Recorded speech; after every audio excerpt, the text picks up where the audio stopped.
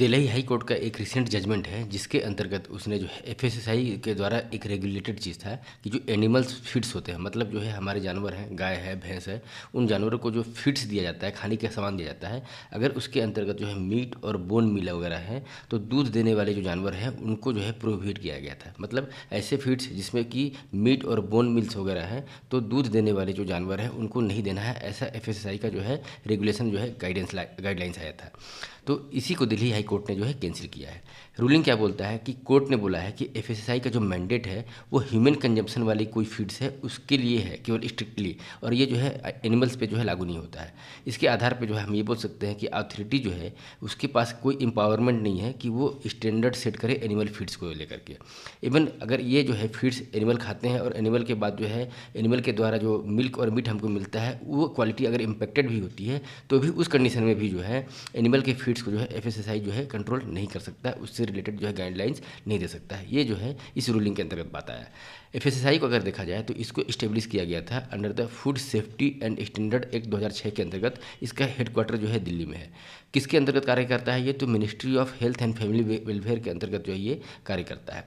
Objective क्या है? ये साइंटिफिक बेस्ड जो है वो स्टैंडर्ड और रेगुलेशन सेट करता है, फूड के मैन्युफैक्चरिंग, स्टोरेज और सेल से संबंधित होता है, जो कि इंश्योर करता है कि सेफ्टी के साथ जो है सेफ और होलसेल प्रोडक्ट जो है ह्यूमन कंजम्पशन के लिए जो है वो सही रहे।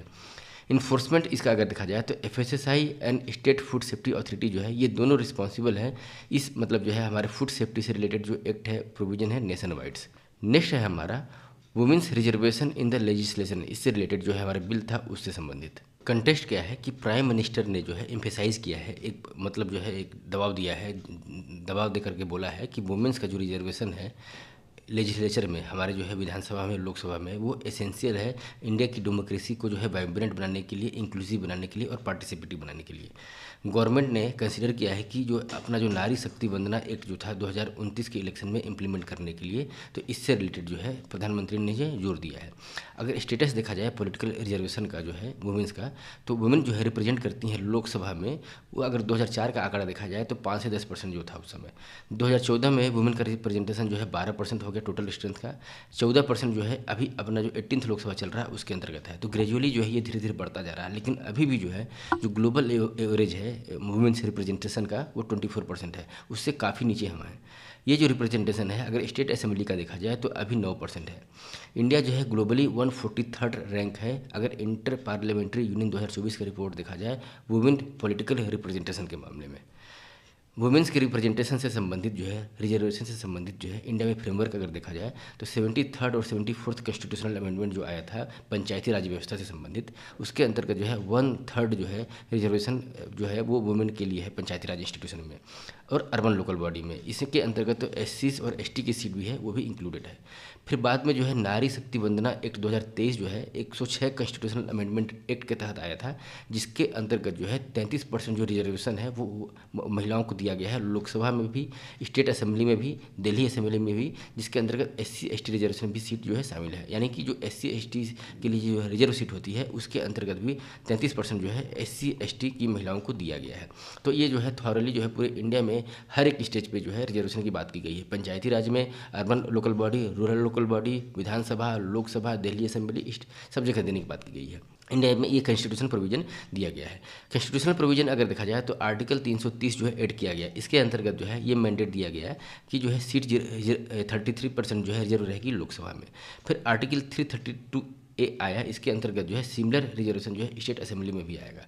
फिर 239AA जो है इसको इनेबल किया गया दिल्ली में महिलाओं के रिजर्वेशन से संबंधित। तो रिजर्वेशन जो है वो इम्प्लीमेंट किया जाएगा। जो हमारा 106 अमेंडमेंट जो बिल आया था उसके अंतर्गत जो है जो भी हमारा जो है डिलिमिटेशन होगा, कब? जो फर्स्ट सेंसस जो है इस कानून के इनेक्टेडमेंट के बाद जो है पहला कभी भी जो है जनगणना होगा, जो सेंसस होगा उसके आधार पे जब डिलिमिटेशन किया जाएगा तो उसके आधार पे जो है हम महिलाओं को 33% रिजर्वेशन देंगे लोकसभा में भी और राज्यसभा विधानसभा में भी। तो रिजर्व सीट जो है वो रोटेट होगा हर बार जो है डिलिमिटेशन के आधार पर, और इसको जो है पार्लियामेंट के द्वारा जो है डिटरमाइन किया जाएगा। ये जो है की प्रोविजन रखा गया है। रिप्रेजेंट जो लो रिप्रेजेंटेशन है उसका कारण क्या है कि तो वुमेन जो है वो जेंडर बायसनेस जो है वो फेस करती है। सोसाइटल एक्सपेक्टेशन जो है वो महिलाओं का जो है दूसरा होता है। उनके जो है ऑलरेडी जो स्टीरियोटाइप इसको बोला जाए, महिलाओं को डिफरेंट काइंड ऑफ जो है सोसाइटी के द्वारा जो है वर्क असाइन किया गया है।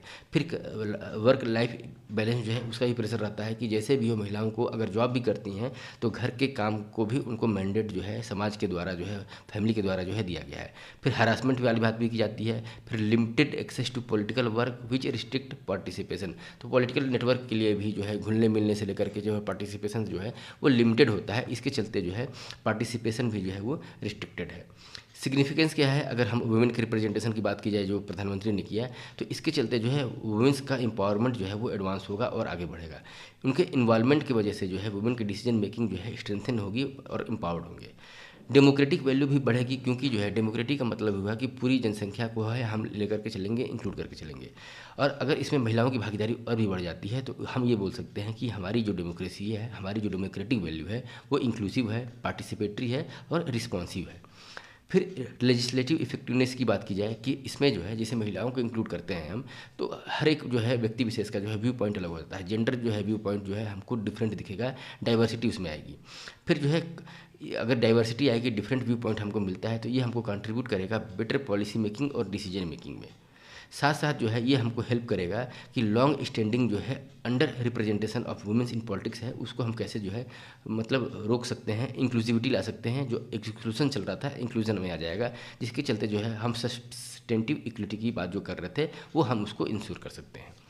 कंक्लूजन में ये बोला जा सकता है कि वुमेन्स रिप्रेजेंटेशन जो है वो बहुत ज़रूरी है। स्ट्रक्चरल रिफॉर्म हमको इसके लिए लाना पड़ेगा, जैसे कि स्ट्रेंथन करेंगे डेमोक्रेटिक रिप्रेजेंटेशन को, जिसके चलते जो है मोर इक्विटेबल गवर्नेंस भी हम जो है इंश्योर कर सकते हैं, उसको प्रमोट कर सकते हैं। इसलिए वुमेन्स का रिप्रेजेंटेशन जो है लेजिस्लेचर, चाहे वो लोकसभा हो, राज्यसभा हो, चाहे पंचायती राज व्यवस्था, वहाँ पर जरूरी है।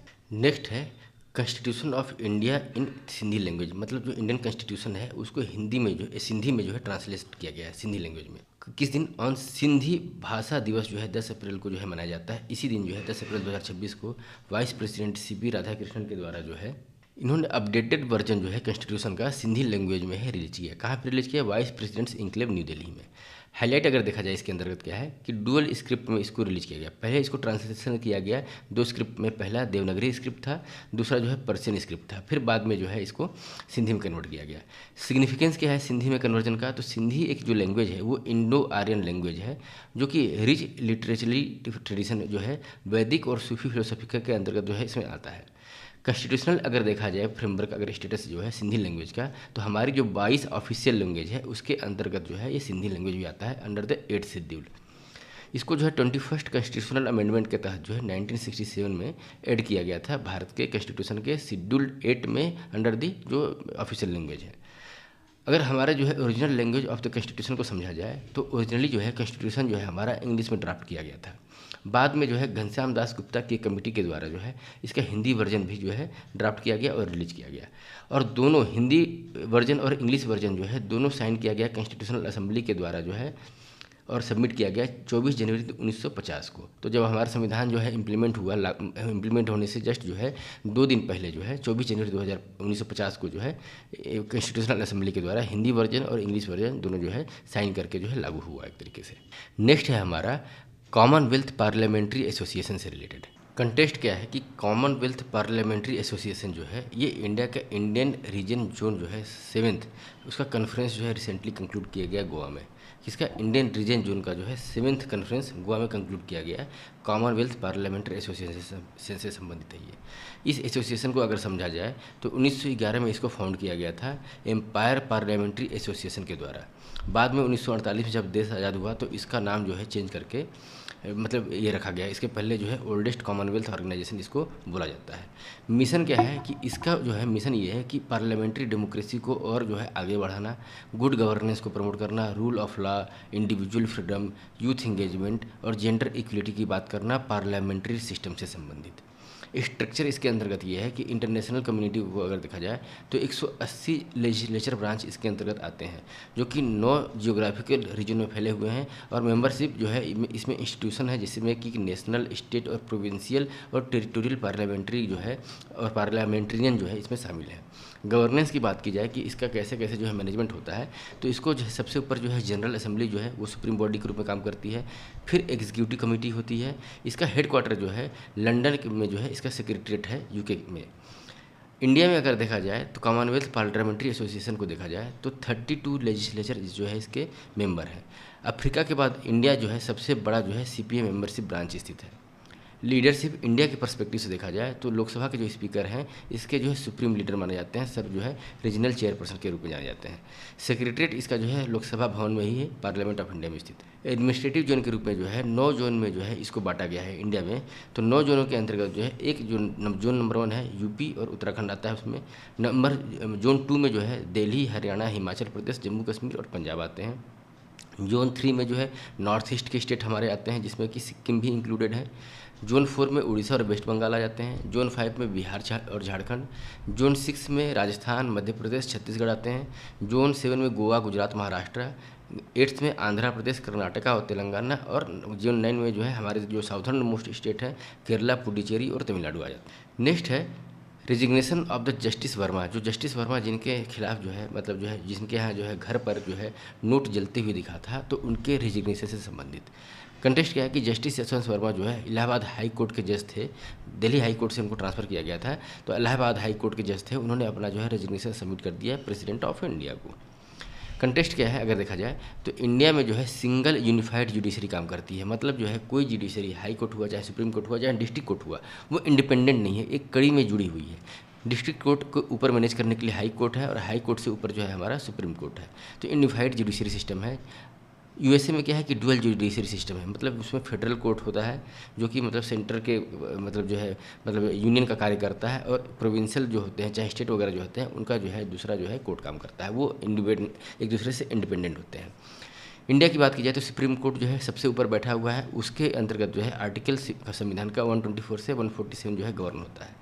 हाई कोर्ट के जो स्टेट लेवल पे काम करता है, आर्टिकल 214 से 231 जो है इसके अंतर्गत आता है, वो गवर्न होता है। सबऑर्डिनेट कोर्ट, डिस्ट्रिक्ट और लोअर कोर्ट जिसको बोलते हैं 233 से 237 आर्टिकल के अंतर्गत जो है गवर्न होते हैं।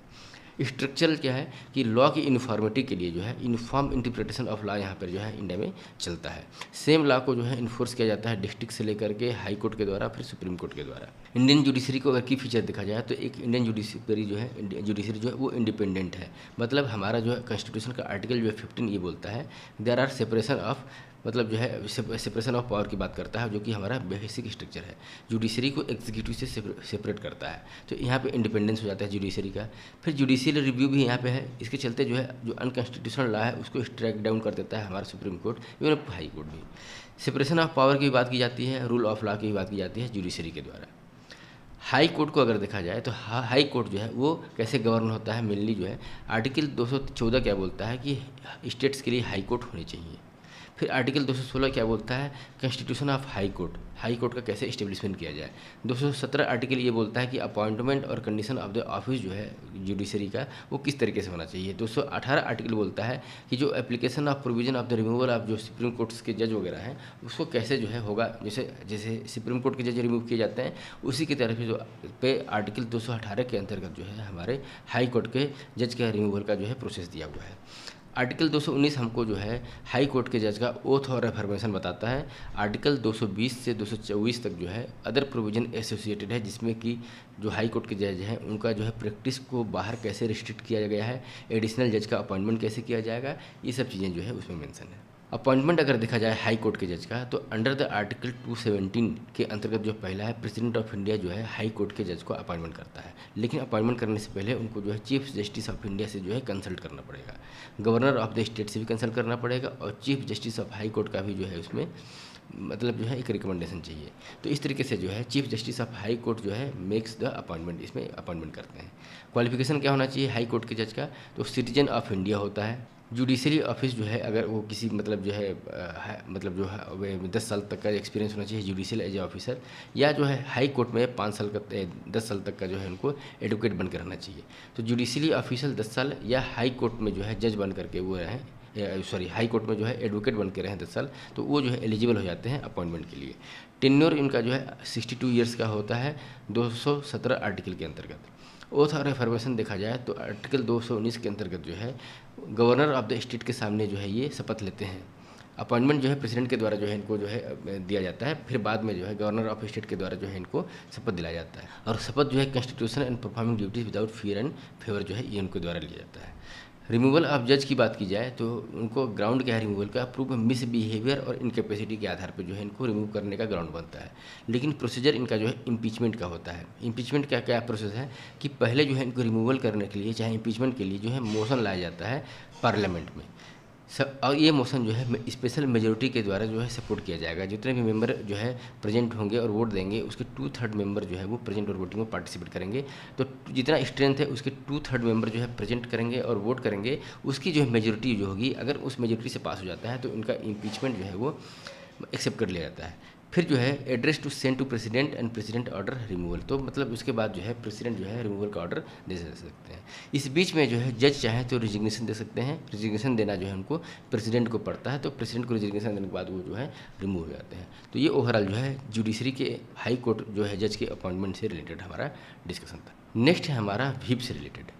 टेस्ट क्या है कि रूलिंग पार्टी बीजेपी ने 3 लाइन जो है व्हीप जारी किया अपने जो मेंबर ऑफ पार्लियामेंट हैं, एमपीज़ हैं उनको, कि ये बोल करके जो बजट का जो एक्सटेंडेड सेशन है उसमें वो प्रेजेंट रहेंगे।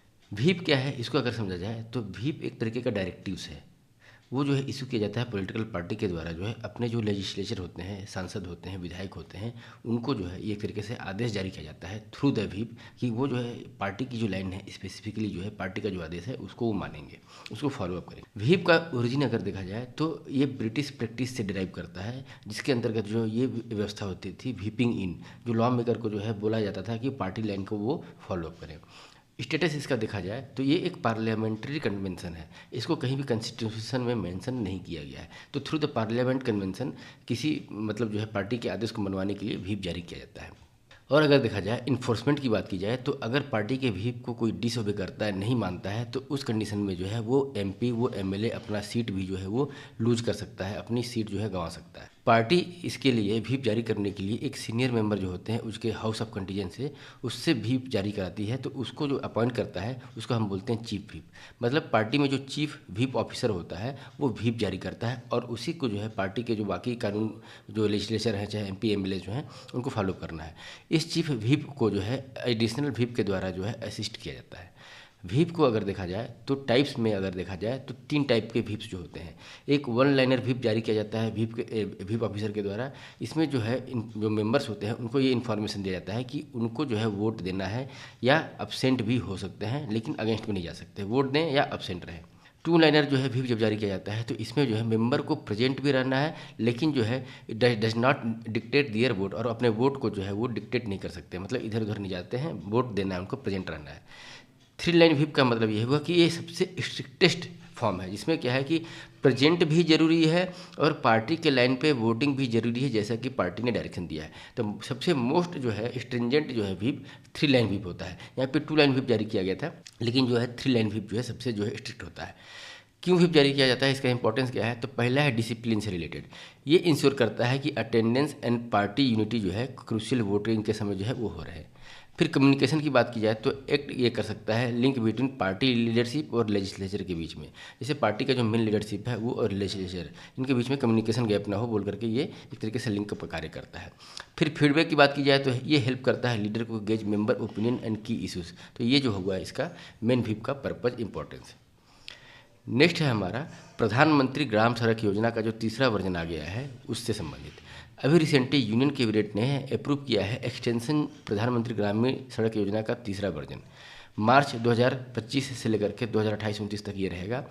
टोटल आउटले जो है इसका जो है 80,250 करोड़ से लेकर के 83,977 करोड़ जो है दिया जाएगा, जिसके चलते जो है पेंडिंग रूरल इंफ्रास्ट्रक्चर प्रोजेक्ट जो है, जो ग्रामीण सड़क जो है डिस्ट्रिक्ट से गांव और जो ताल्लुक से जो तहसील से जो है गांव में जोड़ने वाली जो सड़कें हैं उनको कंप्लीट करने का जो पेंडिंग प्रोजेक्ट वगैरह था कंप्लीट करना है उसको। प्रधानमंत्री ग्राम सड़क योजना को अगर देखा जाए तो ये 100% जो है सेंट्रली स्पॉन्सर्ड स्कीम है। 100% का मतलब सेंट्रल गवर्नमेंट जो है 90% फंडिंग देती है। इसको जो है मिनिस्ट्री ऑफ रूरल डेवलपमेंट के द्वारा जो है इम्प्लीमेंट किया जाता है। सन 2000 में इसे लॉन्च किया गया था। पर्पज इसका ये है कि ऑल वेदर रोड कनेक्टिविटी जो है, जो अनकनेक्टेड रूरल हैबिटेशन है, जो ग्रामीण क्षेत्र जहाँ पे अभी भी कनेक्टिविटी नहीं पहुँची थी, वहाँ पर जो है किसी भी मौसम में मतलब ऑल वेदर रोड कनेक्टिविटी हमको दे देना है, ऐसा जो है इसका टारगेट रखा गया था। टारगेट ये था कि अगर कनेक्टिविटी हो जाएगी तो हमारी गरीबी जो है रिडक्शन करने में भी इसमें मदद मिलेगी। इवोल्यूशन कैसे कैसे हुआ, तो प्रधानमंत्री ग्राम सड़क योजना फर्स्ट जो है 2000 में लॉन्च किया गया था। इसमें जो है कनेक्टिंग अनकनेक्टेड हैबिटेशन जो है ये टारगेट रखा गया था, फोकस किया गया था। फिर जो है प्रधानमंत्री ग्राम सड़क योजना द्वितीय है 2013 में, इसमें जो है एग्जिस्टिंग जो रूरल रोड नेटवर्क था उसको अपग्रेड करने की बात की गई थी। फिर जो है RCPLWE 2016 में इनेक्ट किया गया था। इसको अंतर्गत जो है ये टारगेट रखा गया था कि जो लेफ्ट विंग एक्सट्रीमिस्ट ग्रुप जो है, खास करके छत्तीसगढ़, उड़ीसा और तेलंगाना, महाराष्ट्र, झारखंड के जो मतलब नक्सलाइट अफेक्टेड एरिया है, उन पे जो है लेफ्ट विंग एक्सट्रीमिस्ट ग्रुप जो है उन पे जो है रूरल कनेक्टिविटी को प्रमोट करना, तो इसके अंतर्गत 2016 में इसको चालू किया गया था। फिर तीसरा वर्जन जो है प्रधानमंत्री ग्राम सड़क योजना का तीसरा वर्जन 2019 में स्टार्ट किया गया था। इसमें जो है consolidation of rural road network की बात की गई थी। चौथा फेज़ जो है 2024-25 से लेकर के 2028-29 जो अभी हमारा तीसरे का जो एक्सटेंशन चौथा आया है, इसके अंतर्गत जो है एम इसका ये है कि 25,000 जो है न्यूली एलिजिबल हैबिटेशन है उसको भी कनेक्ट करना है। की फीचर जो है, जैसे या तो हम प्रधानमंत्री ग्राम सड़क योजना चौथा इसको बोलें या तीसरे का एक्सटेंशन बोले, तो इसके अंतर्गत की फीचर क्या लाया गया है, इसके अंतर्गत जो है completion timelines have been extended based on the terrain. तो टेरेन के आधार पर मतलब जैसे कोई प्लेन एरिया है, फिर प्लेट्यू एरिया है, हिली एरिया है, तो उसके आधार पर जो है टाइमलाइन का एक्सटेंशन दिया गया है कि किस किस कंडीशन में जो है कितने कितने समय में जो है ये कनेक्टिविटी जो है पूरी कर लेनी है। देखा जाए तो जैसे कि प्लेन एरिया है, वहाँ पर रोड और ब्रिज जो है मार्च 2028 तक हमको कंप्लीट कर लेना है। हिली एरिया की बात की जाए तो रोड जो है मार्च 2028 तक और ब्रिज जो है मार्च 2029 तक जो है वो कंप्लीट करना है ड्यू टू टेक्निकल चैलेंजेस वहाँ पे ज़्यादा होते हैं। फिर अनअवार्डेड प्रोजेक्ट जो है उनको सैंक्शन कर लेना है 31 मार्च 2025 तक, are now allowed to proceed to tendering and execution. तो ये जो चीज़ें हैं मतलब जो है जिनको हमको जो अनअवार्डेड थे, जिसको 31 मार्च तक हम लोग को कर लेना था, उसको जो है फिर से जो है टेंडरिंग प्रोसेस में डाल देना है। कैबिनेट ने अप्रूव भी किया है कि 161 long span bridge with estimated cost of 961 crore जो है उसको भी अप्रूव दिया है केंद्रीय सरकार ने। ऑब्जेक्टिव क्या है इस एक्सटेंशन का, द स्कीम जो है फोकस करेगा कंसोलिडेशन एंड अपग्रेडेशन जो है जो एग्जिस्टिंग रूट्स वगैरह थे, मेजर रूरल लिंक्स थे उनको, साथ साथ जो है इसका एम क्या है कि इम्प्रूव करना ग्रामीण एग्रीकल्चर मार्केट जैसे पैक्स वगैरह जो बोलते हैं हम, और APMC वगैरह जो होते हैं उनको जो है कनेक्टिविटी से जो है गाँव से जोड़ने की बात की गई है। फिर higher secondary schools, health care facilities को भी ग्रामीण क्षेत्रों से जोड़ने के लिए जो है अपग्रेडेशन की बात की गई है। सिग्निफिकेशन क्या है इस एक्सटेंशन का, तो ये एक्सटेंशन जो है वो इम्प्रूव करेगा मार्केट एक्सेस को, ट्रांसपोर्टेशन कॉस्ट को रिड्यूस करेगा, और साथ साथ जो है एजुकेशन, हेल्थ केयर जो है रिमोट एरिया तक नहीं पहुंच पा रहा था, एक्सेसिबिलिटी एजुकेशन की नहीं हो पा रही थी, उसको भी जो है इम्प्रूव करेगा, इन्हेंस करेगा। साथ साथ जो है रूरल डेवलपमेंट को जो है और इंक्लूसिव बनाएगा, इसको सपोर्ट भी करेगा और ब्रिज करेगा। जैसे रूरल अर्बन डिवाइड क्या होता था कि अर्बन एरिया में बेटर कनेक्टिविटी इंफ्रास्ट्रक्चर की वजह से जो है जो डिवाइड था एजुकेशन हेल्थ सेक्टर में ग्रामीण और शहरी क्षेत्र का, उस डिवीजन को, उस खाई को जो है एक तरीके से ये पैच करेगा, ब्रिज का कार्य करेगा, जिसके चलते जो है हम ये विजन 2047 का रखे हुए हैं विकसित भारत को, उसी दिशा में जो है ये एक सही कदम, एक कंट्रीब्यूटरी कदम जो है बढ़ाया गया है थ्रू द प्रधानमंत्री ग्रामीण सड़क योजना थर्ड का एक्सटेंशन के थ्रू।